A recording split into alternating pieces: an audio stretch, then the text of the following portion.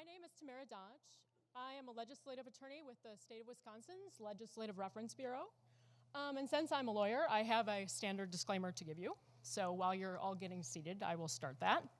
This program, which is called The Ethical Challenges of Dark Money, is eligible for continuing legal education or CLE credit. The CLE sign-up sheet, agenda, biographies, and handouts are all located just outside the door on our handout table. If you're seeking CLE credit, make sure to sign up on those sign-up sheets. If you have any questions regarding the CLE credit, please stop by the CLE Center at the NCSL information booth in the registration area. And please note that the session is being recorded for NCSL. We would like to remind all the panelists and presenters to please speak into the microphones.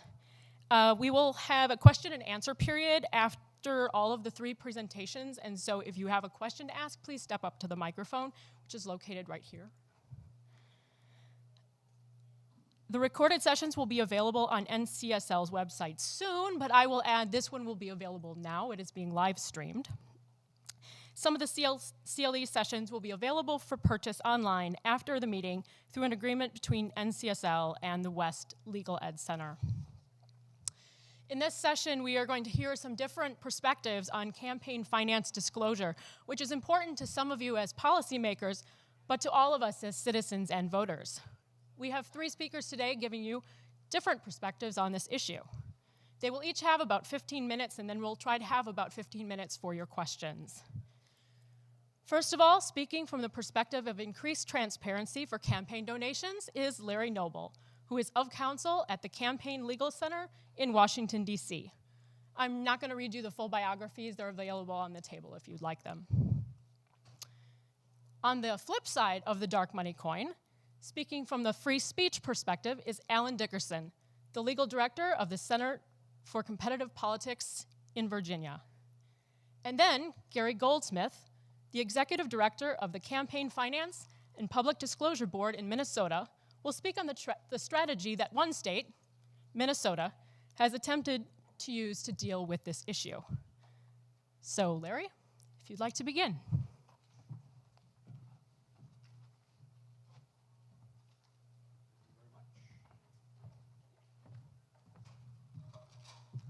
Thank you, and thank you for inviting me. Good afternoon, and we have a clash of technology since I have my pad and there's a computer up here.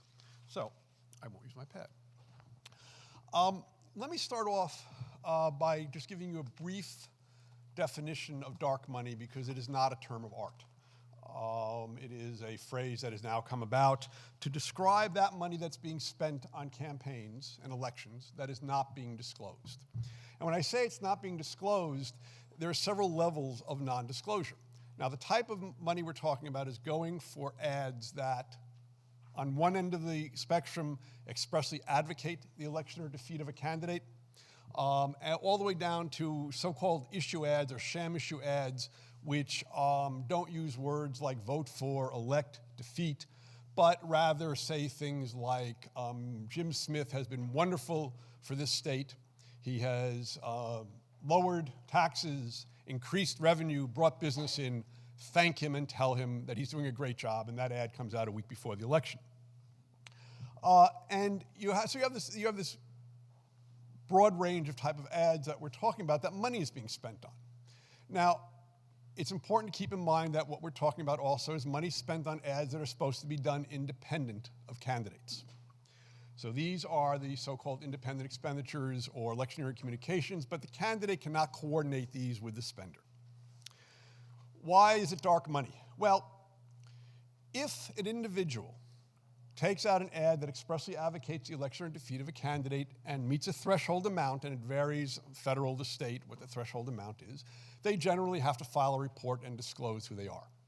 That's bright money. That is money where you know who's spending the money. You can then move down the spectrum to the so-called super PACs. A super PAC is a registered political action committee. It reports its contributors. It's called a super PAC because thanks to the Supreme Court's decision in Citizens United, it is not subject to contribution limits on money coming in or the money it spends, but it can only spend its money at independent expenditures. It cannot make direct contributions to candidates, and I'm oversimplifying this a bit. They report They report all their donors. And if they take out an express advocacy ad, you will see who contributes to them. Or at least you'll see the individual organization that contributes to them. So that takes us to the next level of darkening the money. If I give to a super PAC, my name will be disclosed, and if they take out an ad, you will know that I helped fund that ad. However, I can give to a C4 organization, a 501c4 organization, a nonprofit, that doesn't disclose its donors. I can give to a trade association. I can give to a number of different organizations. I can give to a corporation. These corporations can make contributions to super PACs. Give to a labor union. And they can give the money to the super PAC. All the super PAC will show is the money coming from the organization. So if I want to give $1,000, $5,000, $100,000, $5 million to a super PAC and I don't want my name disclosed, I can give it to a C4 organization. That C4 organization can turn around and give it to the super PAC, and that money can be spent on the election. In fact, the C4 organization doesn't even have to go through a super PAC. If it wishes, it can spend the money on an ad, an election ad, on its own. Now, it does have to be concerned about the IRS and to some degree about the Federal Election Commission and whether it's going to become a political committee. But the rule of thumb is as long as its major purpose or its primary purpose doesn't become political activity, it will not have to disclose the people who funded the ad unless, under current law, they make the mistake of actually saying, I want to fund that particular ad, and it can be proven. But if they're just giving to the organization doesn't have to disclose its donors. That's dark money. That is money that is being used to influence our elections, being used to curry favor with candidates that you have no idea where it's coming from. It can be an organization, Americans for Better Government, Americans for Ethical Government. It can be anything that you want, and you have no idea. Foreign nationals are not allowed to give in any federal elections.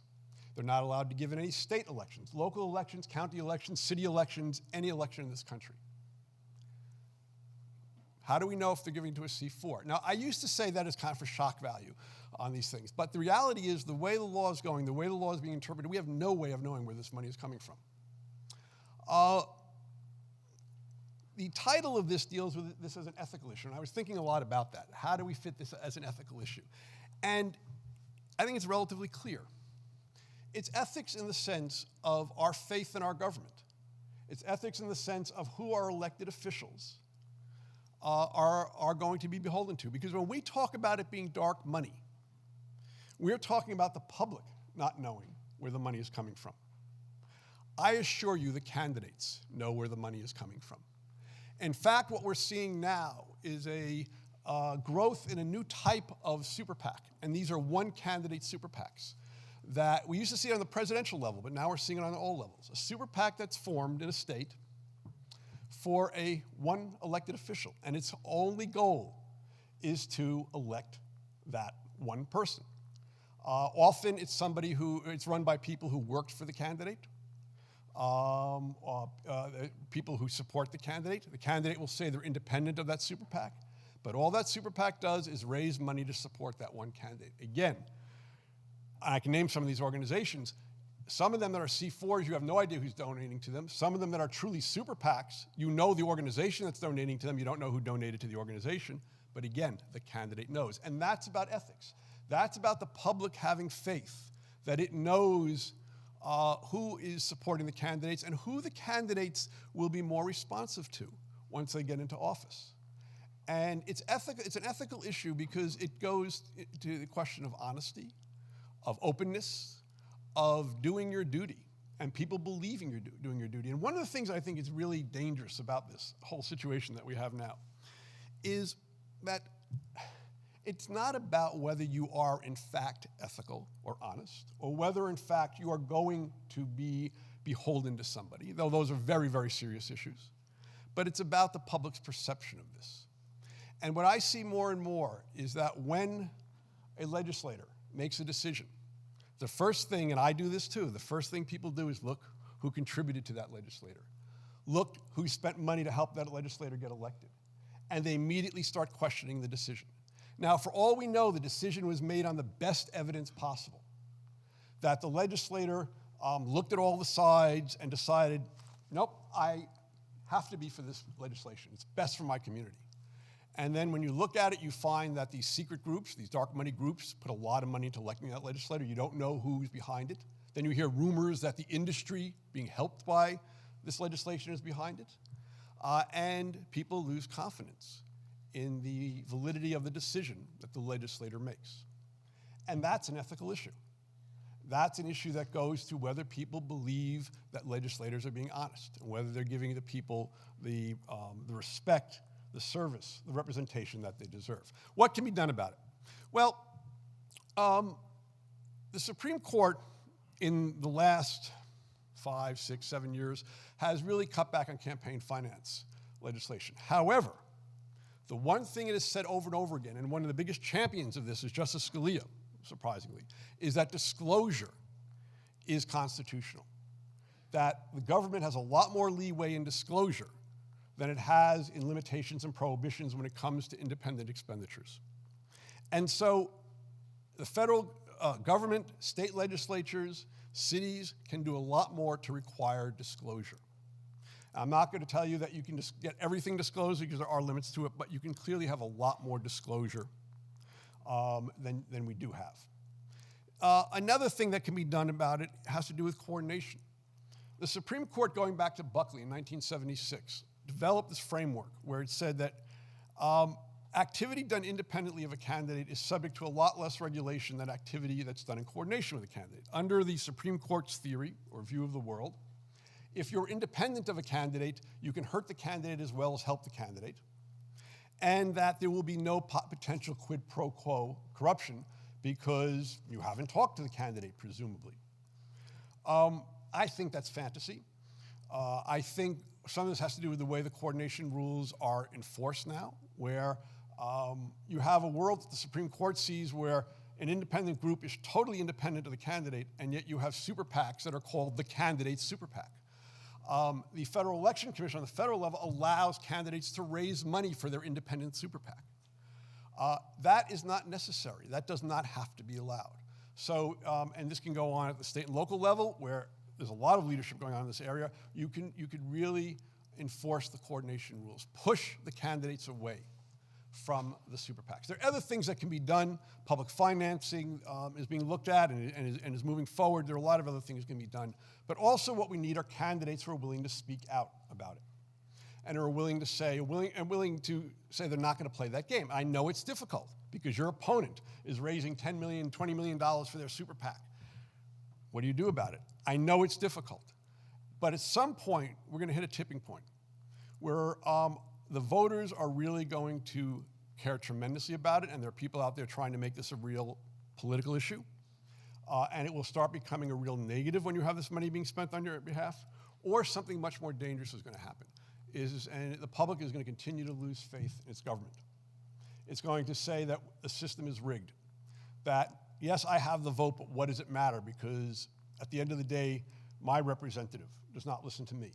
My representative listens to those who either make direct contributions, raise a lot of money, or those who, after they've made their direct contribution and raise a lot of money for the candidate, then go out and form a super PAC and give millions of dollars to the super PAC. And that undermines democracy. And that's what scares me. That's what keeps me awake at night, is the idea that all this dark money is undermining democracy. And at some point, something's going to give. What I hope gives is the resistance to real reform.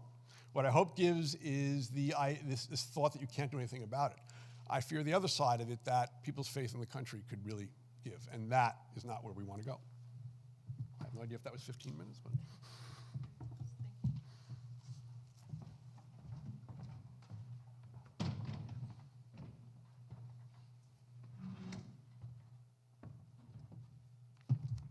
Larry is always a hard act to follow. So I think we need to start with a couple things. One is the fact that, to my knowledge, there's no serious opinion in this country that says there's either should be complete disclosure or no disclosure. No one disputes that contributions to candidates, contributions to PACs, that is organizations that exist to involve themselves in politics, money that is given, that is earmarked or nudge, winged, winked for such purposes. I don't know any serious thinker who believes that that money should not be disclosed. On the other hand, I don't think there are very many serious people who don't think there is a role for privacy in civil society. My organization, the Campaign Legal Center, I have this fancy little thing that says charitable association on it. I mean, there are organizations which have positions on policy and which may have positions on politics, which nonetheless do not exist for the purpose of currying favor with candidates. And I think it's important to start by pointing out that, there is doubtless some sort of no man's land between those two positions, but that it's hyperbole to suggest that there's a consistent attempt to hide the sources of influence in this country. I don't think that sort of idea holds up to serious scrutiny. So let's start with what's already disclosed. And I'm going to use the federal system partially because it's what I know better, partially because there's 50 states and the District of Columbia. I saw someone with a lapel pin. Thanks for representing. And partially because states tend to follow the federal example. So in the federal system, every dollar that goes to a candidate's committee is disclosed. And every donor over $200, and it's less in most states, are disclosed. If you have an organization which spends more than 50% of its money trying to elect candidates, the money that goes to that organization is disclosed.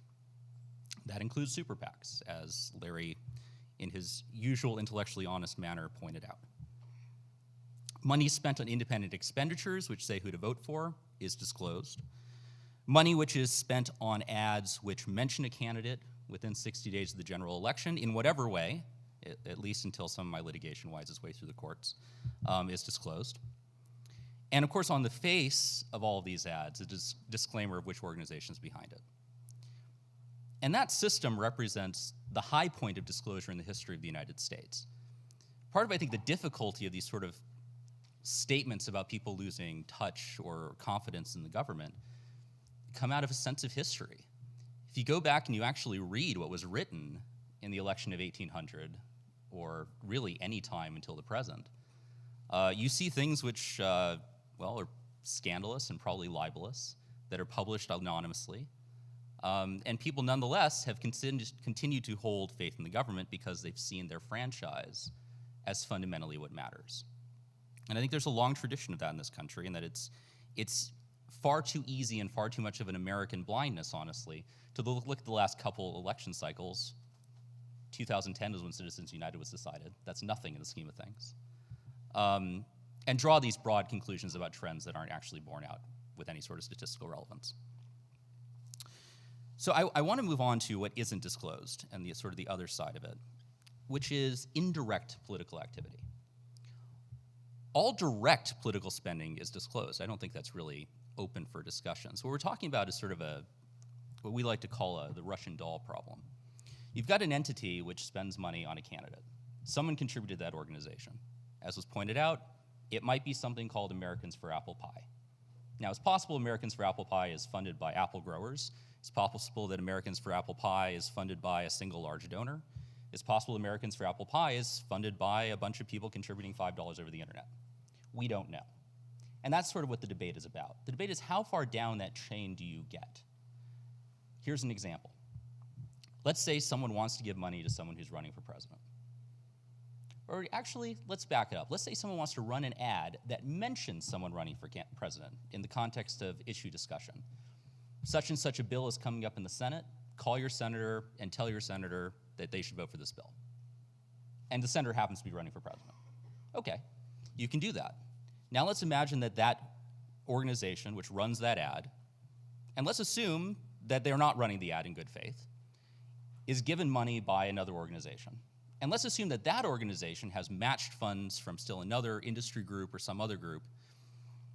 The problem, as you'll see, is that in the real world of the way organizations actually operate, where there are alliances, where people have matching contributions, where there may be big differences between the major donors and just sort of small dollars that are coming in off of email campaigns or general fundraising, it's very difficult to figure out where to draw the line between direct, which again is all already disclosed, and indirect, and how indirect it has to be. And I think that is where you start to reach two ethical questions. The first is, and I think it's the one that doesn't get talked about enough, is sort of the problem of prudence. And I actually was going to do this whole like Aristotelian thing, which would have bored everyone. But essentially, there's this very long-standing view that the central virtue of people who exercise power has to be prudence. It has to be this ability to identify when something is complicated and admit that it's complicated and try to draw the line at a place that makes sense and it takes account of the fact that you are going to have clashes of legitimate interests. Disclosure and comfort in government and all the rest of that is a legitimate interest, and I would never suggest otherwise. But it's also a legitimate interest that small dollar contributors to organizations like the Sierra Club, which may then run an ad for or against someone running for Senate, are not immediately tied to an ad which they may never have known about, which they may not approve of.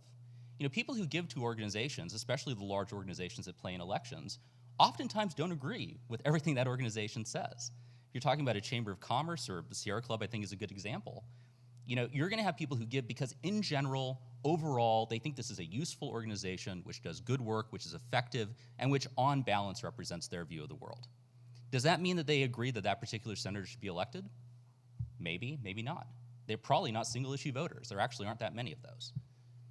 So you end up with this problem of junk disclosure. If you go too far down away from the direct contribution, the direct disclosure, and saying, you know, we know that you want that person elected because it says so on the face of the ad, or because this organization only exists to elect that person.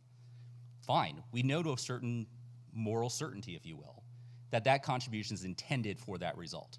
If you start requesting that every donor to every 501c4 organization, which is the Sierra Club, the NRA, all these organizations which, depending on your politics, do good work or bad work, you start ending up with sort of this first of all, this Russian doll problem, and second of all, you start ending up with a lack of just general tailoring. In many states, the limit at which disclosure happens is well below $100. In Florida, it's actually zero. If anyone here is from Florida, I'd be happy to have that conversation. And I think we're back to the fact that, yes, the Supreme Court has said that disclosure is a worthy goal. And again, I don't think anyone disagrees with that. But they've also said that anonymity is in certain cases a worthy goal. And the reason is that, another old American way of thinking, that anonymity allows people to take unpopular positions, and it allows them to do it without worrying about the mob. It allows them to do that without the tyranny of the majority. I mean, this is de Tocqueville. This is a very, very old point. And Supreme Court has consistently said that this is something that's worth protecting. So again, the problem is, how do you balance these things out? And I would submit that there is some common room for discussion.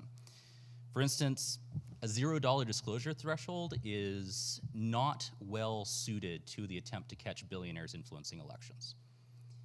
I think you have to at least admit that if what you're trying to do is get at money that is being funneled in some way, illegally, I will mention, that you need to do it at a level which doesn't capture mom and pop and small mainstream businesses that are trying to engage themselves in some way in the life of the country and aren't aware of all these complexities. And so I think you have to, one, think very seriously about having a dollar amount that serves as a safe harbor for real, honest-to-goodness civil society. And I also think, honestly, going back to this idea of prudence, that we have to stop using terms like dark money. It's a patently biased term. It's intended to have a political result. And you know, if we're going to be honest with ourselves about the complexity of this debate, and we're going to try to find middle ground, and we're going to try to increase public confidence in government, the first place to start is not to use rhetoric like that.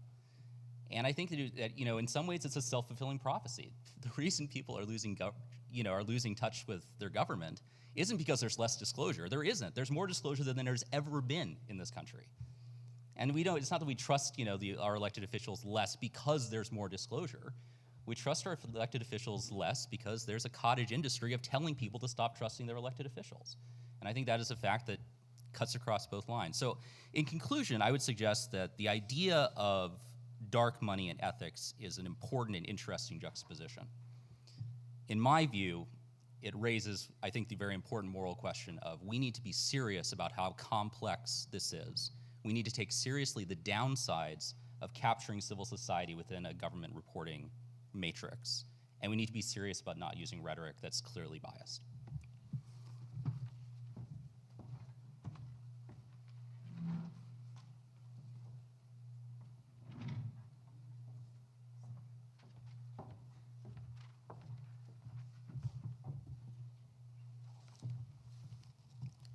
Very bright lights here. My name is Gary Goldsmith. I'm the Executive Director of the Minnesota Campaign Finance and Public Disclosure Board. I want to thank NCSL for inviting me here today. We use their website and their research a lot in doing comparative analysis of what's happening in various states.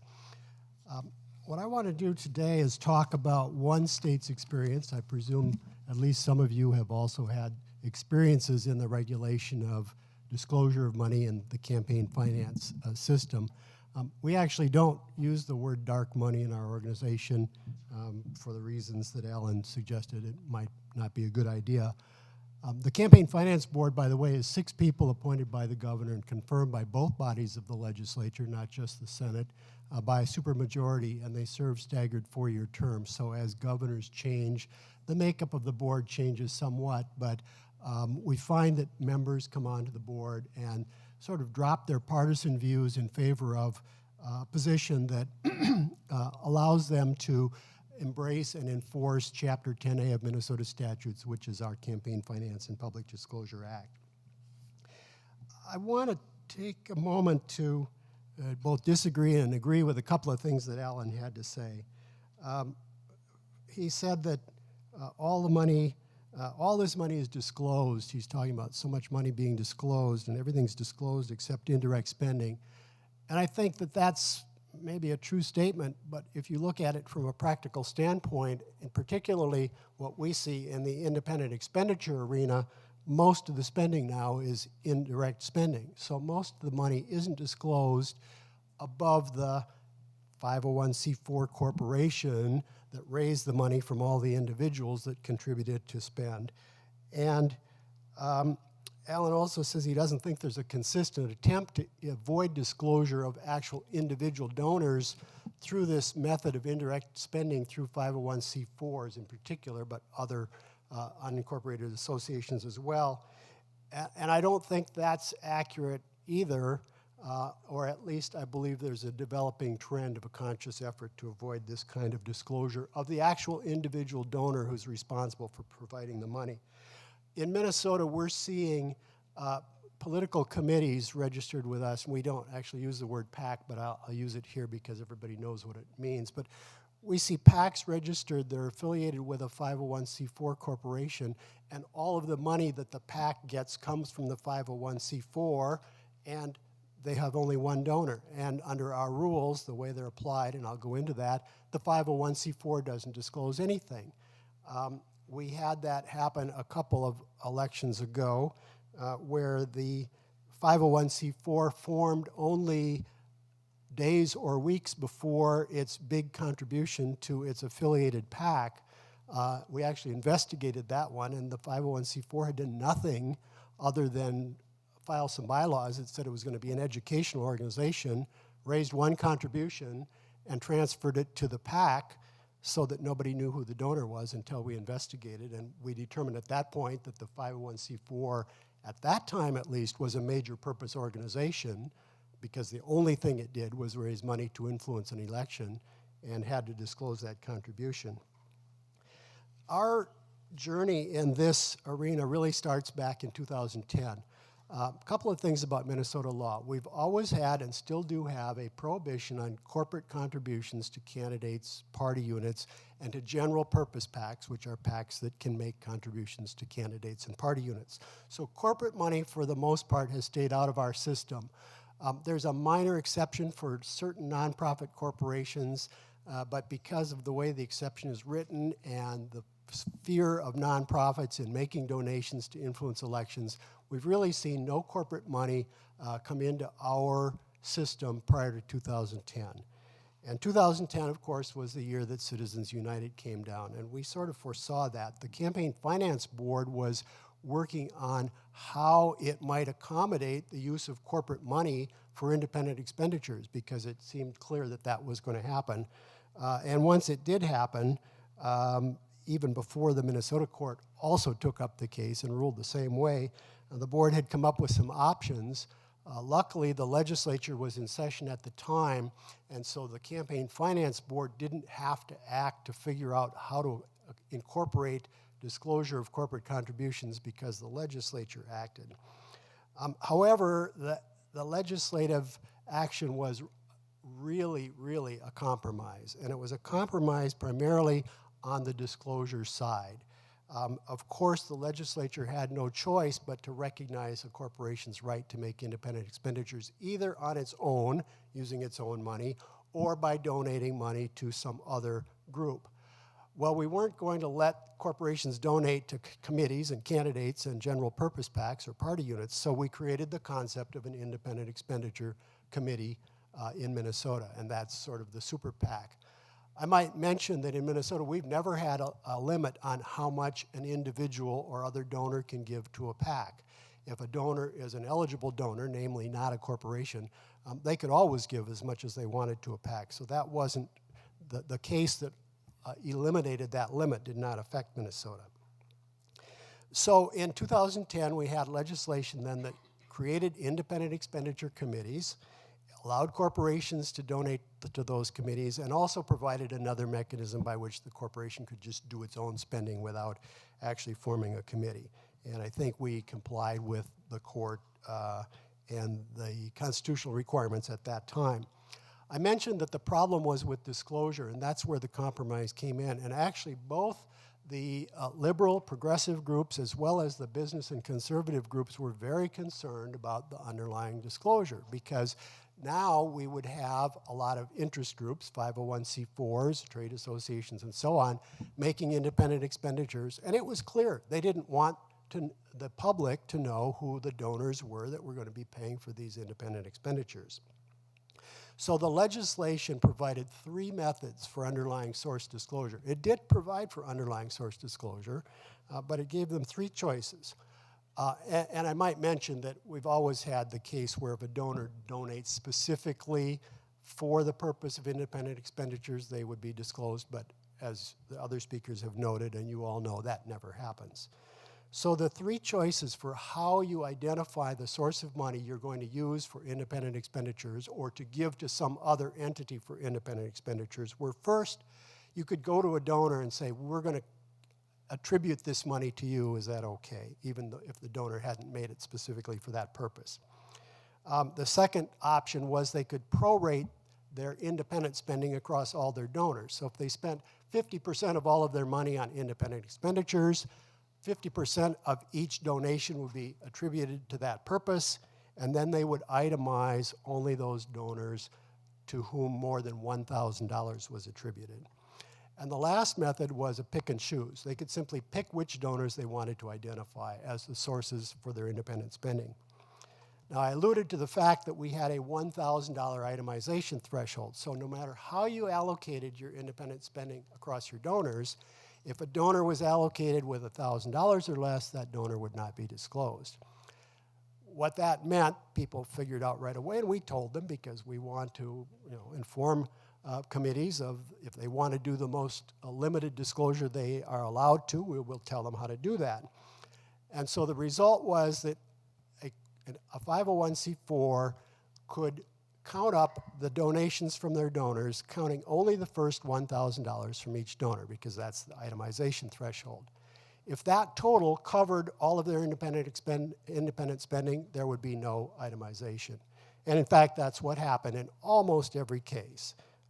There were no asking of donors, there were no proration. We've never had anybody prorate across all their donors. It was always the pick and choose method.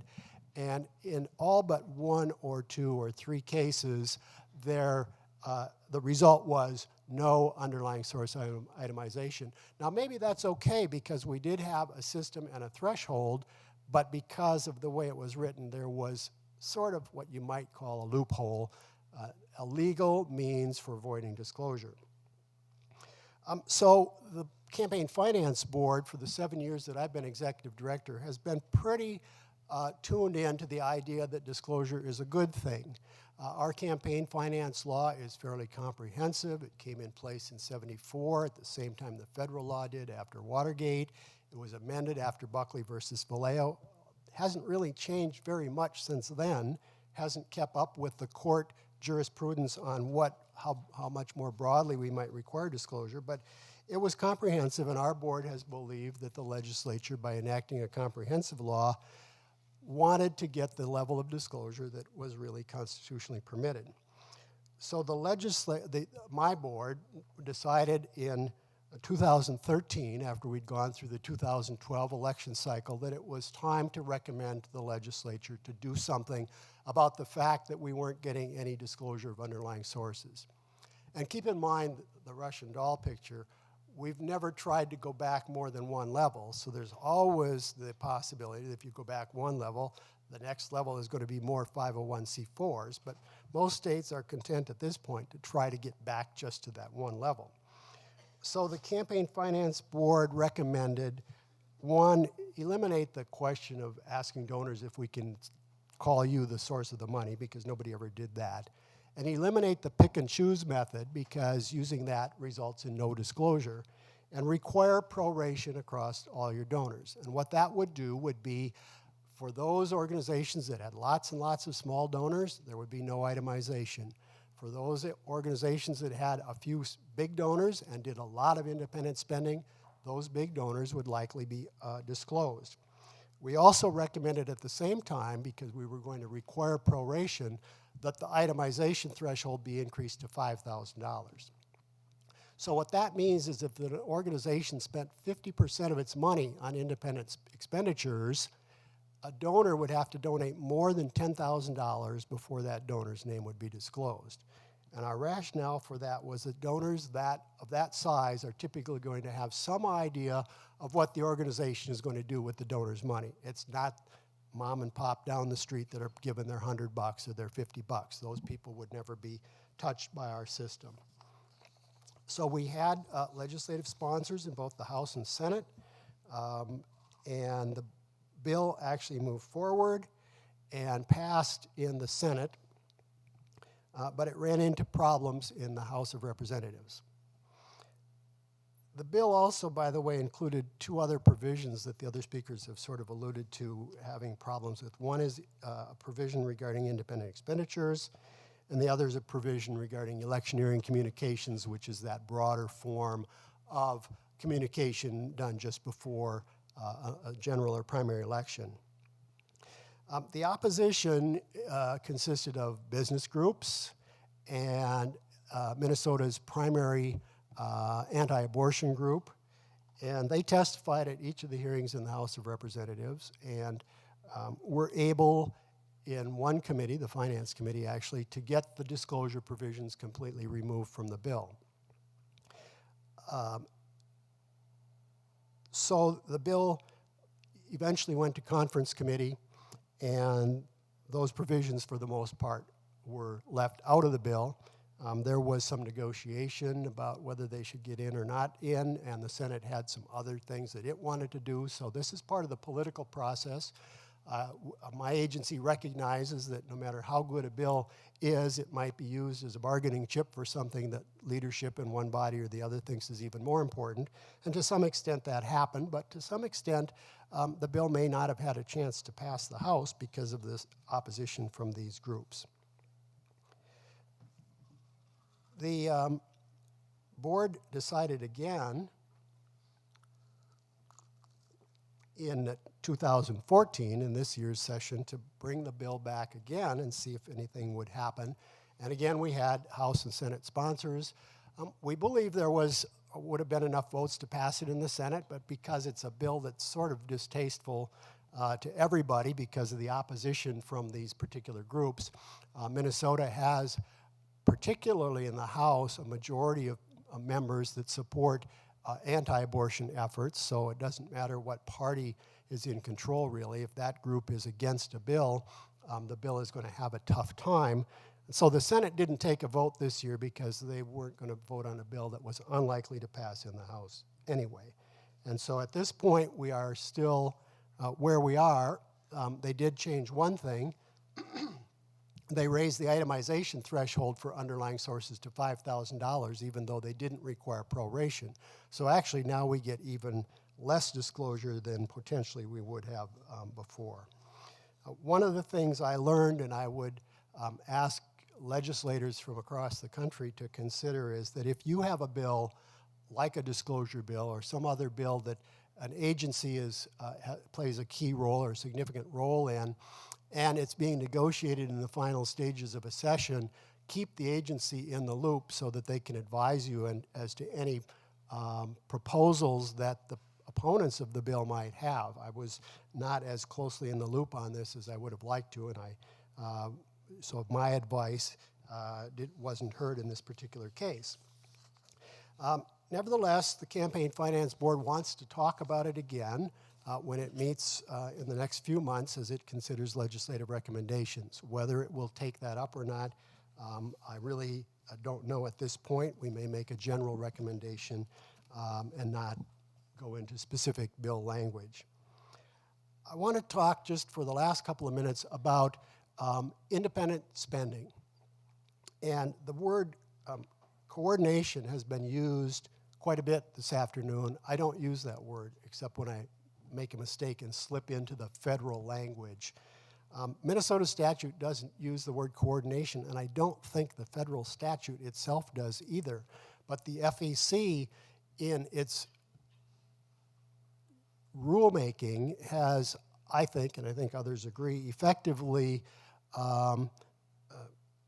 distorted the federal anti-cooperation rule, or the federal law that requires independence, so that there's never going to be what the FEC calls coordination anymore. But in Minnesota, it's cooperation, approval, implied consent, express consent, and so on. And my board has taken the position that independent means independent.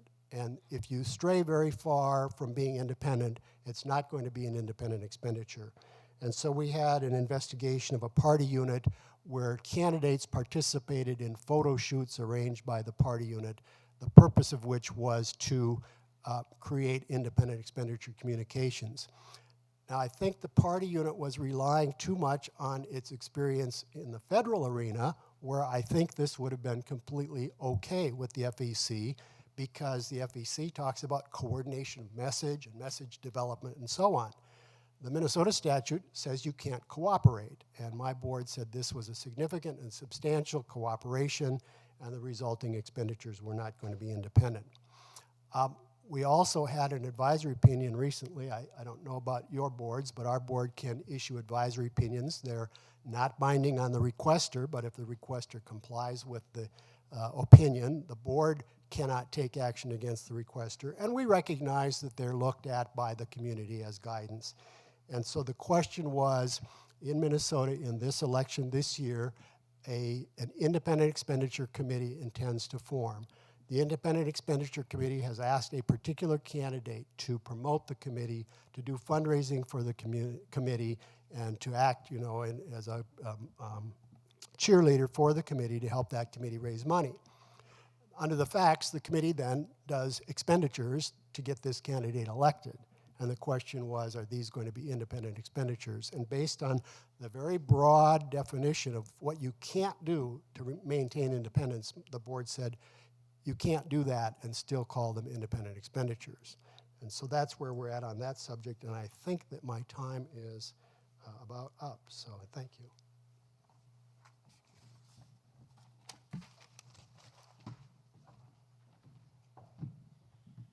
Okay, we're going to open it up here in just a couple of minutes for questions, but first I want to give a round of applause to our panel for their interesting presentations.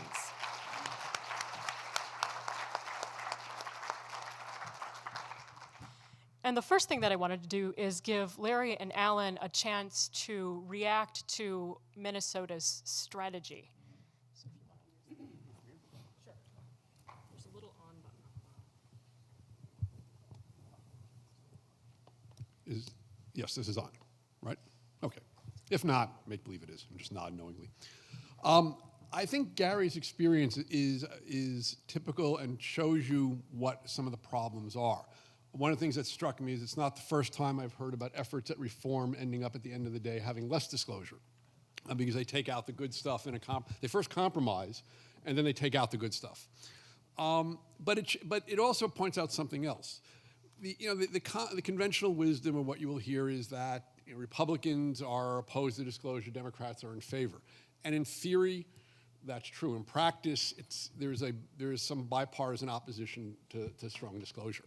And it happens for the reasons that Gary mentioned. There are interest groups out there on the right, left, and in the middle who are opposed to disclosure. And they've traditionally, kind of at the end of the day, often on the Democratic side, will raise objections and stop stronger bills from going through. We're starting to see some break in that at the federal level, where some of the traditional progressive groups, and I'm not talking about campaign finance reform groups, I'm talking about environmental groups, other issue groups who had been opposed to disclosure are starting to see that that's not working, and that they're starting to join on the federal level. The Disclose Act is one act, are starting to join in calling for greater disclosure. Having said that, they still have their concerns, and not all of the progressive groups are in favor. So that is a problem that you have to deal with. One way that some are starting to deal with it is through going to the membership and trying to develop grassroots support for that type of, for increased disclosure in those groups. And something else Gary said, I think it's very important, is communication between the agencies and the legislature is very important about what's going on and what you're hearing. But that is an uphill battle. I also agree with him and disagree with Alan on something, which is that when Alan said that people do not try to avoid disclosure. I spent 6 years in private practice, and I can tell you one of the most common questions I got on this issue is, am I going to be disclosed? Where often a client would call and they wanted to give to a C4 organization. And we would vet the C4 organization for them, look it up, see what it's all about. And the question was, if I'm going to be, am I going to be disclosed? If I am, I'm not giving. And that is what this battle is all about. Also, we used to always hear that all you need was disclosure. I'll mention one public official just because he was very prominent in this, is Senator McConnell.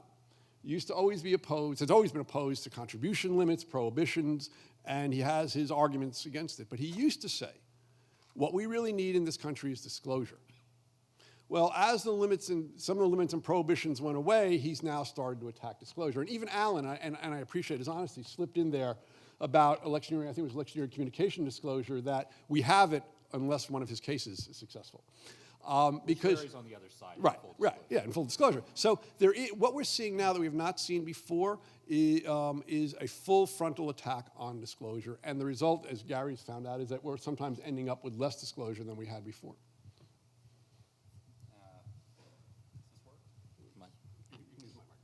See, we were doing so well. We were starting to use, really precise language and explain what we meant, and now we're just talking about disclosure like it's one big thing. So I'm gonna back it up again, because that's what I do. There's different types of activity we're talking about, and I loved your presentation for a few reasons. One is you had this phrase that the legislature saw that they had, quote, had no choice but recognize the Supreme Court's ruling. And it has not been my experience in every state that legislatures or administrative agencies have recognized they have no choice but to actually abide by court orders. I could get into the number of just sort of flotsam and jetsam floating about state and federal regulations and statutes where there's been no attempt to clean this up and take an already complex situation and make it less complex by actually just admitting that whether you agree with Citizens United or not, or for that matter, if you've even read it or not, it's the law. And I think that's great, as well as your organization's interaction with the legislature through all that. Now, I do think there's something interesting, as someone who does not serve in government and really never has, about when we're talking about the legislative process. Because, note on one hand, we're saying there are these groups that have certain views. And we're not saying explicitly that they have, partisan views, it's that they have views on a particular issue. And I'm not going to use abortion because that's never a good example to use for anything because people are too emotional. But use some other example. You have organizations which cut across the parties, which have a view on an issue, and who want to talk about that issue. And they come into the legislature and they say, if you do this, it's a problem for us. And then the legislature decides not to do it. Now, the recommendation to all of you who are legislators is you need to keep the agencies in the loop. But of course, if you keep the agencies in the loop, if these other organizations tried to come in and be in the loop, there's a word for that. It's called lobbying. It's sort of, so you end up with this asymmetry between, a particular entrenched view of the agency and these outside groups that are being spoken of in, less than praising terms, and they're in fact in the legislative process. And I recognize that that's sort of reading into it, but it's an entree, it's foundation for what I'm going to next, which is the electioneering communications issue. I think when you're talking about nonprofits and you're talking about independent expenditures, Senator so-and-so is a terrible person who should not be a senator anymore, or Representative so-and-so is great and should be reelected. I understand the concern on disclosure in there, and we can get into the details, but that's closer to the line.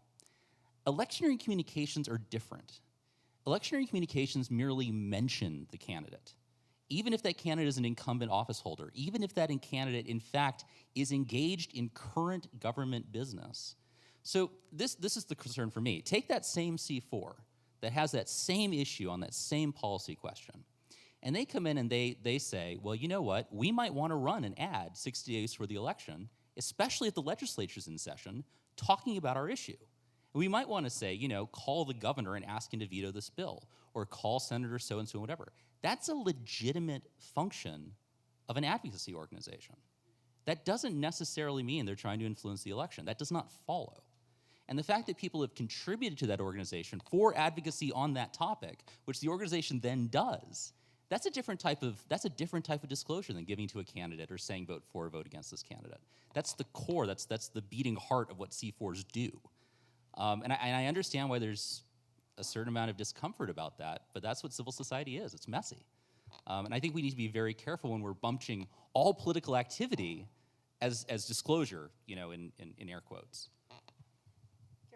Did you have If something I here? might just add a couple more comments. First of all, with our electioneering communications recommendation, we did include an exception for a regular session of the legislature and a reasonable period after that, and any special sessions of the legislature, so that organizations could always communicate about what's going on in the legislature. But I want to just philosophize for a minute here as a state government administrator who really does what my board tells me to do, although I provide guidance and advice to the board. My primary role is really as being the key advisor to the board. So I think about these things a lot. I think about disclosure and why we do it and whether it does any good and whether we ought to be doing it and what our statute in Minnesota requires us or permits us to do. And the experience with the bill, primarily in 2013, the first year that it failed, made me think about a couple questions. I don't think I have answers, but I want to pose the questions for you to think about. And I'm talking about this group. The group actually is Minnesota Citizens Concerned for Life. They're a dedicated group of people who are concerned about their issues. I think they have a booth here. I read that they were going to be here, so visit them and talk to them if you're interested in it.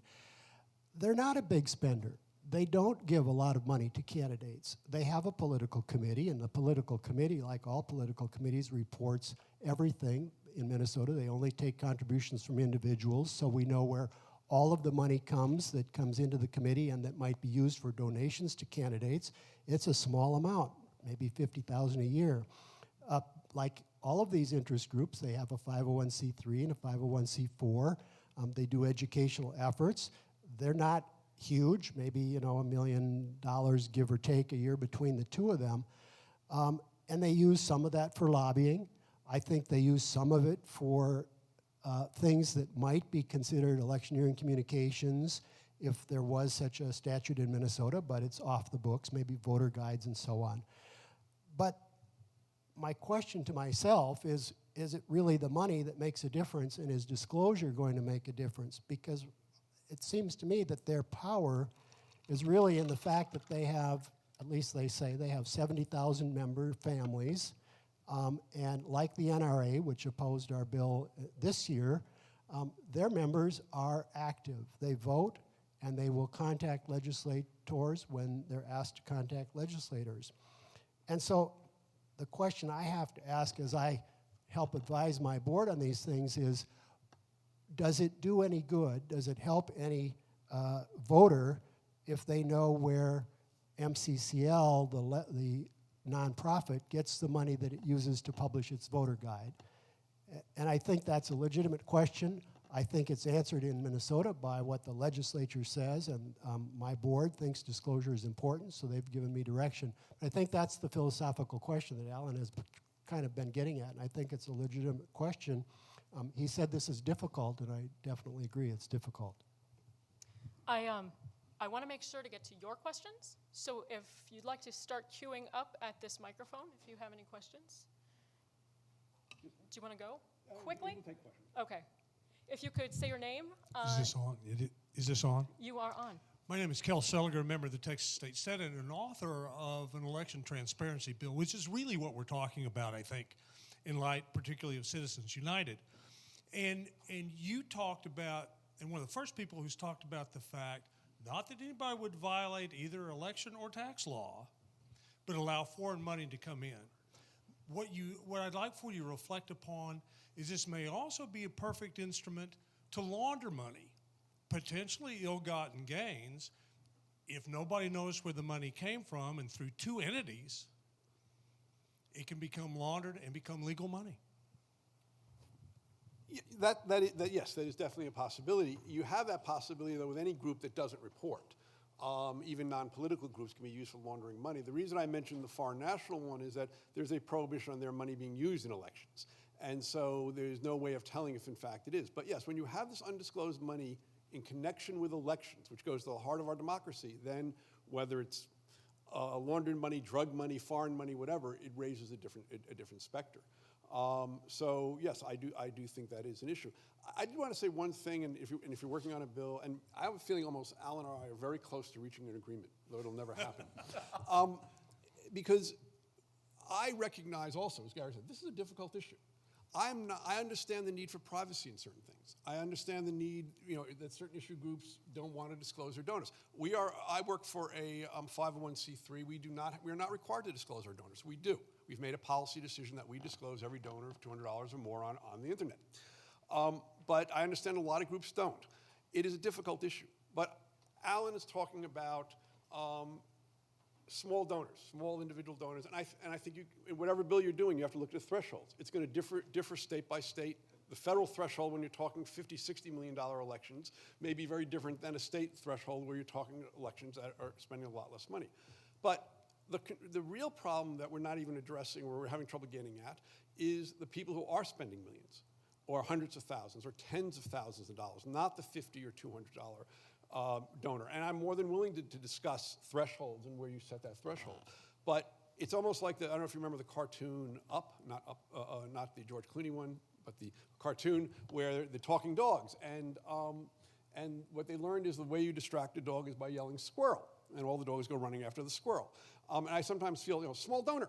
And everybody goes running after, we have to protect a small donor. Meanwhile, and I'm not going to name names, but meanwhile, these very wealthy donors on both sides are using that cover.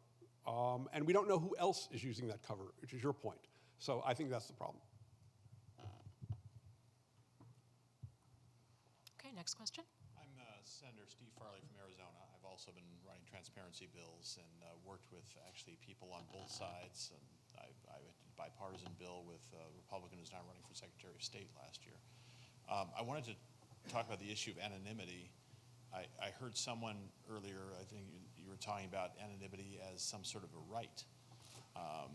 And I would take severe issue with the idea that there is some right to anonymity in anyone playing in the political process. Because the part of foundational to our democracy is that those of us who have opinions, and especially those of us who are elected officials, have to be doing that publicly. Our work is done publicly in the legislative process. We go to great lengths to be able to do that. So the work of electing us has to also be done publicly, or else the entire legitimacy of our democracy is called into question by the public, and I think that's part of why we see our problems now. And there has been documentation. I saw a few days ago, there was a pollster giving a history of people's approval rating of Congress, for example, which was 57% in 1972. It went down to 37% after Watergate, but today it's 13%. And I think there's no accident that these sort of having big anonymous money have more to say over how we are being talked about as elected officials than we do is an essential element in that anonymity. So I think it is absolutely crucial that with the thresholds you're talking about, that we have some way of going after the Russian doll problem. And what I did in my bill, and I'm interested in seeing your perspective on it, is I put the burden of proof on the end user of the money. And that way said, you're going to have to take a risk.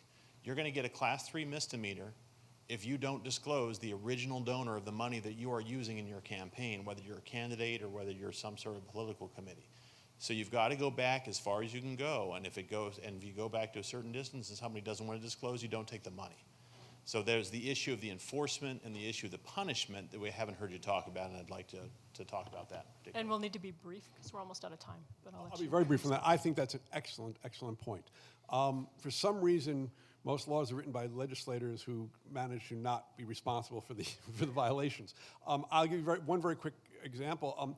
There's a best efforts rule at the federal election level on disclosure, where you have to ask for the information of occupation, place of business, et cetera, and campaigns vary widely of how many people get it. And during one of the FEC rulemakings, they asked a candidate who had, or an office holder, who had, I think it was like 90-something%, 98, 99% of his full disclosure of all this information. And they asked, how do you get it? He said, I won't accept the contribution unless they give it to me. If you want the full disclosure, you tell the people that you're not going to accept their support unless there's full disclosure, yes. And you enforce it. Well, 2 points. I mean, one, with due respect, I do think there is a right to anonymity. Like all rights, it is subject to certain limitations. But I would direct you to the McIntyre case, or a long number of cases with not just conservative justices have said, no, in certain circumstances, generally people not spending a lot of money, there is a right to anonymity. And I have to stand by that position because it is in fact the law. Now, you're correct, of course, that McIntyre does not cover $1 million contribution. And I think you're getting at something very interesting in the enforcement question. I think one of the big tensions is how much of this do you do through prophylactic rules, through disclosures, whatever else, and how much of this do you do through good old-fashioned detective work? And there have been bad things that have happened. The money laundering point was raised earlier, and I think those are legitimate concerns that can be handled by DAs and attorneys general. So I think one of the unspoken parts, and I know this wasn't exactly what you're getting at, is that maybe it makes more sense if what you're worried about is fraud, to throw the resources at fraud, do the investigations, do it properly, like you would for any other criminal matter, rather than writing these sort of infinite regression prophylactic rules that end up capturing people who maybe shouldn't be captured. And I think we'll have to wrap up because we're about out of time. So thank you all for coming, and thank you to our panel.